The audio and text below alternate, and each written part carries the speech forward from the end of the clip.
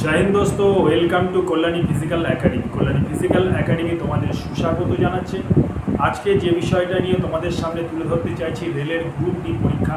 সারা ভারতবর্ষ তারা পশ্চিমবাংলার হাজার হাজার ছেলে মেয়ে অধীর আগ্রহে অপেক্ষা করে বসে আছো রেলের গ্রুপ ডি পরীক্ষা কবে হবে। আগে যেমন রেলের গ্রুপ ডি পরীক্ষায় যখন যারা পাশ করতো লিখিত পরীক্ষায় তারপরে তাদেরকে ভাইবার জন্য ডাকতো, অর্থাৎ তাদের ইন্টারভিউ হতো। কিন্তু এখন সময় বদলেছে, সময়ের অনেক সাথে সাথে অনেক কিছু চেঞ্জিং এসে গেছে। বর্তমানে কিন্তু যারা রিটেনে আগে পাস করবে তারপরে কিন্তু তাদেরকে ফিজিক্যালের জন্য মাঠে ডাকা হবে, অর্থাৎ যারা রিটেনের পর ফিজিক্যাল পরীক্ষায় পাস হবে তাদের কিন্তু রেলের গ্রুপ ডিতে চাকরি জয়েন করার সুযোগ পাবে। এবং কি ধরনের ফিজিক্যাল টেস্ট আছে রেলের গ্রুপ ডিতে সেইটাই এই ভিডিওর মাধ্যমে আজকে আমি তোমাদের কাছে তুলে ধরব। ছেলেদের ক্ষেত্রে এবং মেয়েদের ক্ষেত্রে উভয় পক্ষেরই কিন্তু 1 মাইল দৌড় অর্থাৎ 1000 মিটারের দৌড় কিন্তু আছে।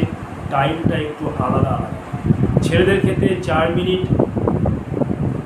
15 সেকেন্ড, মেয়েদের ক্ষেত্রে হচ্ছে 5 মিনিট 40 সেকেন্ড। তার সঙ্গে আর কি আছে?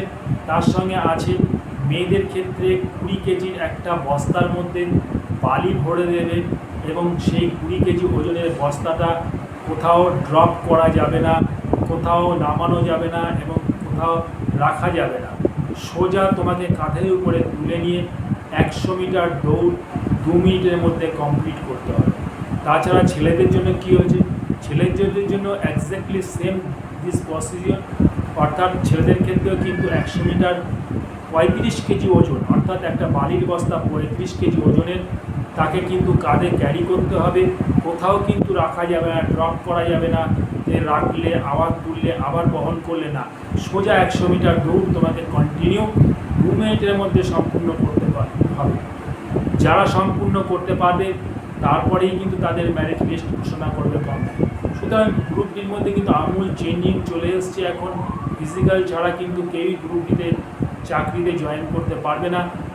অনেক ছেলে মেয়ের মধ্যে এখন সেই চিন্তাধারাগুলো নেই, যে ভাবছে যে শুধু পরীক্ষা পাশ করলেই বুঝি হয়ে যাবে, তা কিন্তু না। রেলের গ্রুপ ডির সঙ্গে এখন কিন্তু ফিজিক্যালটা জুড়ে আছে। তাই বলবো পশ্চিমবাংলার ছেলে মেয়েদেরকে এবং যারা ভারতবর্ষের বিভিন্ন জায়গা থেকে আমার এই ভাষা যারা বুঝতে পারছে, তারা শুনছে, তাদের কাছে বলবো তোমরা কিন্তু টোটালি ফিজিক্যালের উপরে জোর দাও। যে কোনো পরীক্ষায় যেমন ডিফেন্স সেক্টর এবং প্যারামিলিটারি সেক্টর এবং স্টেট পুলিশে যেমন ফিজিক্যালের মধ্যে দিয়ে এগিয়ে গিয়ে তবেই কিন্তু চাকরিটা নিতে হয়, তেমনি গভর্নমেন্ট কিন্তু গ্রুপ ডির সঙ্গে ফিজিক্যালটাকে জুড়ে দিয়েছে। আশা করি ব্যাপারটা বুঝতে পেরেছ। জয় হিন্দ, বন্দে মাতরম।